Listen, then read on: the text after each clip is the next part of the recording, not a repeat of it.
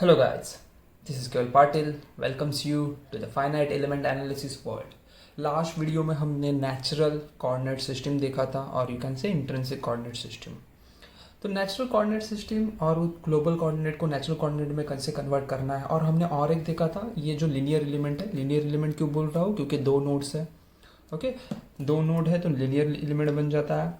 अगर आपके तो तीन नोड हो गए तो quadratic and cubic and all all all ऐसे आगे बढ़ते जाएंगे. तीन नोड के लिए हम क्वाड्रेटिक बोलते हैं. सो इन ये जो टू नोडेड एलिमेंट था और you can say linear element था, उसके लिए हमने शेप फंक्शन निकाले थे और हमें शेप फंक्शन मिले थे n1 is equal to 1 minus zeta upon 2, n2 is equal to 1 plus zeta by 2. There is one more method, we call it as serendipity concept to derive the shape function. और आज हम serendipity concept देखने वाले हैं. ठीक है. सो एक regular method होता है, एक पायलट फंक्शन का मेथड होता है, एक लैग्रेंजियन होता है एंड एक सेरेंडिपिटी होता है. सो समटाइम दे से like use serendipity concept. Okay, और इसका भी एक प्रॉब्लम आता है कि 4 nodded quadrilateral element, 8 nodded quadrilateral element, 9 nodded quadrilateral element, ऐसे ज़्यादा नोड होते हैं तब हम ये नेचुरल कोऑर्डिनेट सिस्टम यूज़ करते हैं एंड सेरेंडिपिटी कॉन्सेप्ट यूज़ करते हैं. लैग्रेंजियन भी है, लैग्रेंजियन भी, लेकिन सेरेंडिपिटी से थोड़ी हार्ड है. ओके, दोनों भी देखेंगे. पहले हम जाते हैं सेरेंडिपिटी कॉन्सेप्ट के लिए. तो ये क्यों यूज़ करते हैं serendipity concept? To derive the shape function. Okay, so we will derive the shape function for linear element, quadratic element, then quadrilateral or rectangular element 4 noded, then 8 noded, then 9 noded. Okay, so first we'll go for the linear element. So we having a linear element. linear element में कितने node होते हैं? 2 node है. हमें पता है zeta का value node 1 के लिए -1 होता है, बीच में 0 होता है और यहाँ पर 1 होता है. Now we have to assume one pilot function. You can say just say function. Okay, so let n मतलब क्या है? Node, sorry shape function. So n is equal to एक कांस्टेंट ले लो कोई भी, मैं c ले लेता हूँ. ठीक है, constant c. Okay, into bracket. अब देखना है हमारे पास 2 नोड है, तो 2 नोड के इधर जीटा की वैल्यू क्या बन जाती है. तो जीटा ये -1 इधर आ जाए तो क्या बन जाएगा? प्लस. तो जीटा +1 0 है, तो यहाँ लेना है जीटा +1. दूसरा फंक्शन अब यहाँ क्या आ जाएगा? ये इधर आ जाएगा तो जीटा -1 इज इक्वल टू 0, तो यहाँ पर आ जाएगा जीटा -1. और एक फंक्शन होता है, चलो यहाँ पे थर्ड कोऑर्डिनेट लेते, थर्ड नोड ले लेते, जीटा इज इक्वल टू 0, तो ये जीटा मल्टीप्लिकेशन आ जाएगा. ओके, सो जितने आपके नोड है उतने यहाँ पर आपको वैल्यू मिलेंगे और एक कांस्टेंट रहेगा. ओके, नाउ एट नोड 1 क्या हो जाता है? तो जीटा +1 इज इक्वल टू 0 हो जाता है. मतलब क्या हो जाता है? वो वैनिश हो जाता है. तो we can say at node 1 zeta +1 vanishes. मतलब आपको क्या करना है कि n1 फाइंड करते वक्त आपको जीटा, ये जीटा +1, ये इस नोड के लिए हमने कौन सा टर्म इसमें ऐड किया है? जीटा +1. उसको हमें नहीं लेना है और बाकी सब टर्म लेने हैं. सो एट नोड 1 जीटा 1 वैनिशेस, तो आपका n1 बिकम्स जो कांस्टेंट और जीटा +1 गया तो रिमेनिंग इज जीटा -1. राइट, ये जीटा है. Okay, zeta -1. Okay, so now we have to find the value of zeta, value of constant. तो आपको पता है कि at node 1 what will be the value of n1. Okay, at node 1 what is the value of n1. तो हमें shape function का property पता है. At node itself shape function का वैल्यू कितना होता है? 1. Okay, so now at node 1, again I am writing at node 1 n1 is equal to 1 and zeta का वैल्यू कितना है नोड 1 के लिए? -1 है, तो इसमें डाल दो. तो n1 1 हो गया, c वैसे ही रहेगा, जीटा -1 हो गया, जीटा -1 तो -2 हो गया, इधर गया तो ये क्या आ गया? -1/2. तो आपको c का वैल्यू कितना आ गया? -1/2. अभी ये वैल्यू इसमें डाल दो तो आपको देखो क्या मिलेगा. So n1 is equal to -1/2 zeta -1. Minus से मैं अंदर मल्टीप्लाई कर रहा हूँ. ओके, सो ये बन जाएगा 1 माइनस जीटा अपॉन 2. सो यही हमारा इधर था, n1 is equal to 1 minus zeta by 2. तो यही हमें आया है n1 is equal to 1 minus zeta by 2. So this is the serendipity method. Similarly we will find for n2. Okay, let's find for n2. Okay, so at node 2 देखो zeta -1 vanishes. zeta minus one vanishes. Okay, and theta का value 1 बन जाता है and n2 का value क्या बनेगा 1, क्योंकि shape function का value, shape function of node 2 eight node 2 कितना रहेगा 1 रहेगा। शेप फंक्शन का value eight node 2, shape function का वैल्यू n2 का वैल्यू एट नोड 2 कितना होता है हमेशा 1 होता है। ओके, एंड अदर नोड्स के ऊपर 0 होता है। सो यहाँ पर हमें क्या आ जाएगा अभी n2 is equal to c into bracket, यहाँ से जीटा माइनस वन मैनिश हो गया तो रह गया क्या जीटा प्लस 1। ओके, सो अब ये वैल्यू डालते हैं तो n2 1 है, c वैसे ही है जीटा 1 प्लस 1, तो c आ जाएगा आपका 1/2। ये इसमें पुट करो, सो n2 will become 1/2 zeta plus 1। So you can say zeta और 1 प्लस जीटा बाय 2, जो हमारा यहाँ पर भी आया था 1 plus zeta by 2। So same आ गया है। So this is a serendipity concept to derive the shape function. ये हो गया हमारा लीनियर एलिमेंट के लिए। अब देखते हैं हम क्वाड्रेटिक एलिमेंट के लिए। Okay, quadratic element.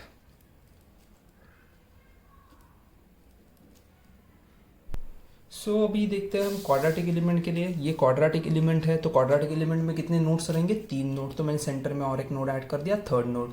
वहां पर जीटा का वैल्यू क्या रहेगा 0। अभी हमारा जो फंक्शन है वो क्या हो जाएगा, देखो let n is equal to एक कॉन्स्टेंट इंटू यहाँ पर क्या हो जाएगा जीटा, ये -1 इधर गया, +1 इज इक्वल टू 0। यहाँ पर तो डायरेक्ट जीटा है तो यहाँ पर जीटा आ जाएगा, जीटा इज इक्वल टू 0 ही है डायरेक्ट। यहाँ पर क्या है जीटा -1 इज इक्वल टू 0 जाएगा। तो ये आपका फंक्शन हो गया। Okay, now at node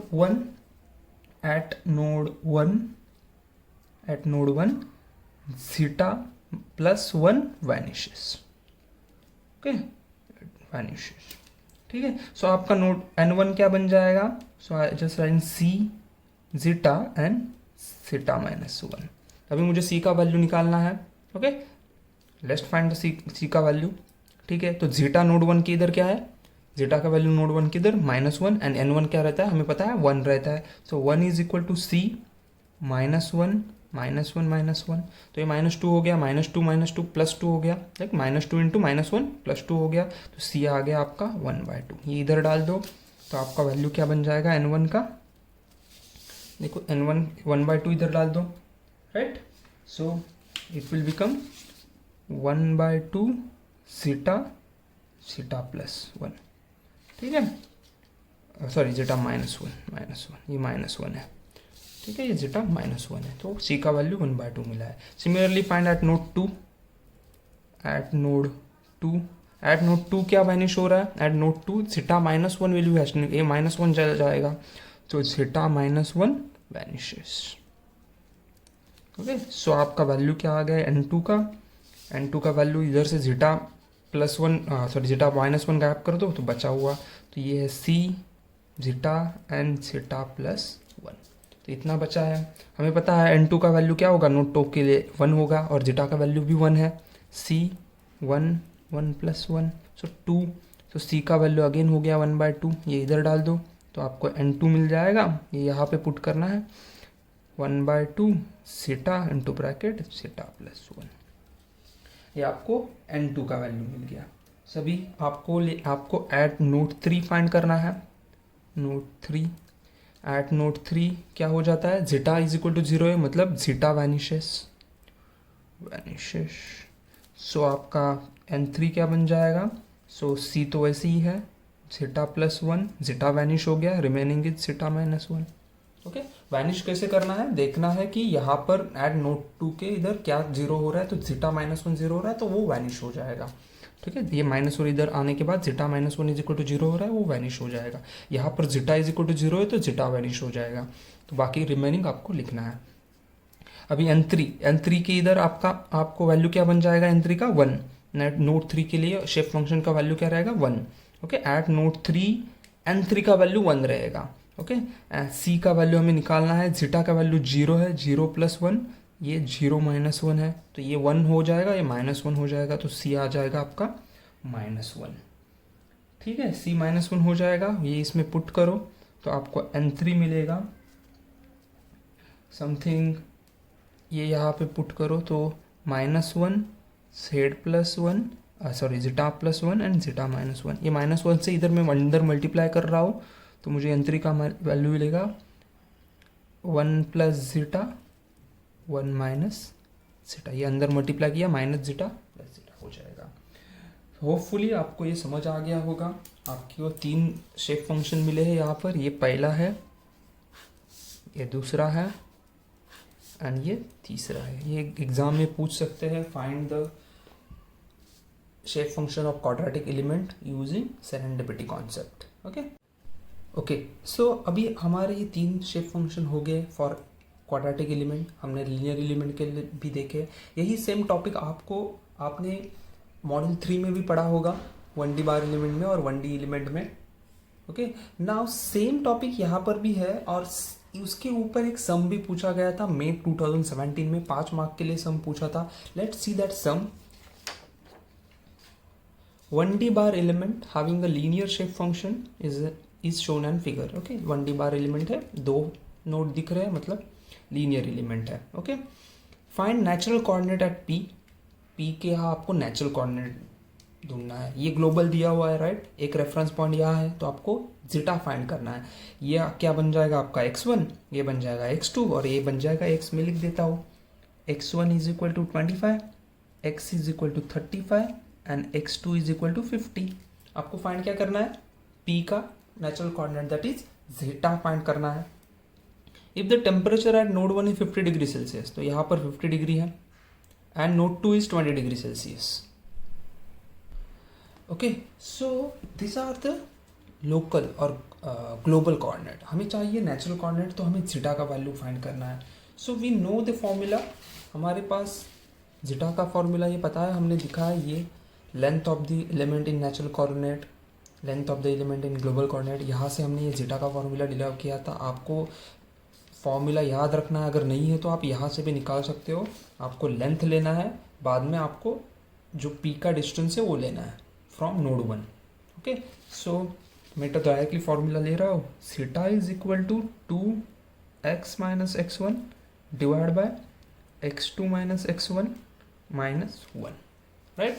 so 2x का वैल्यू कितना है, तो 35 है, x1 कितना है 25 है, डिवाइड बाय x2 कितना है तो 50 है, x1 कितना है 25 है, माइनस 1।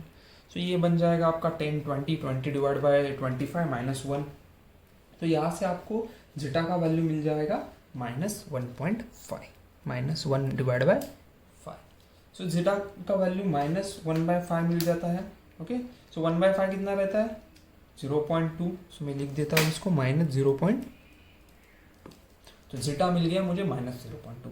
मुझे शेप फंक्शन पता है, हमने सेरेंडिपिटी कॉन्सेप्ट यूज करके भी निकाले थे और रेगुलर से भी निकाले थे n1 n2 के value. Okay so now just find the n1 n2 value. n1 है 1 माइनस जीटा बाय 2, 1 माइनस यहाँ का वैल्यू कितना है माइनस 0.2 है, ठीक है। सो माइनस 0.2 मतलब माइनस 0.2 डिवाइड बाय 2, तो ये प्लस हो जाएगा। 1 प्लस 0.2 1.2 हो जाएगा, डिवाइड बाय 2 तो आपको 0.6 आएगा। आपको n2 भी निकालना है। n2 क्या है 1 प्लस जीटा बाय 2, ये बन जाएगा 1 प्लस माइनस 0.2 डिवाइड बाय 2। सो ये आ जाएगा आपको 1 माइनस 0.2 तो 0.8 डिवाइड बाय 2 तो 0.4 आ जाएगा। तो ये हो गया आपका। तो आपने जीटा निकाल दिया। तो आपको पूछा था first find natural coordinate of point P, तो जीटा का वैल्यू क्या मिल गया, जीटा इज इक्वल टू 0.2। तो ये natural coordinate of point P हो गया। अभी आपको temperature at point P find करना है। ओके सो आपके पास फॉर्मूला क्या है, टेम्परेचर और कोई भी आपका जो वेरिएबल होगा आपको अगर फाइंड करना है तो आपके लिए फॉर्मूला क्या होता है, simple T at point P is equal to T1 N1 plus T2 N2। T1 कितना दिया है 50 डिग्री सेल्सियस, तो 50 इंटू N1 कितना है 0.6 प्लस T2 कितना है तो -20, N2 कितना है तो 0.4, ठीक है। So from this you can find the answer. So you will get something 22 degree Celsius. So temperature at point P is 22 degree Celsius. So ये simple sum था। Actually ये मॉडल 3 का सम है, 1D बार एलिमेंट। और 1D element कहाँ से आते हैं, तो मॉडल 3 में आते हैं, ठीक है। होपफुली आपको ये समझ आ गया होगा सेरेंडिपिटी कॉन्सेप्ट क्या है, शेप फंक्शन क्या है, नेचुरल कोऑर्डिनेट सिस्टम क्या होती है। ओके अगर वीडियो आपको समझ आ रही है तो लाइक करो, दोस्तों के साथ शेयर करो एंड सब्सक्राइब करो। Thank you for watching.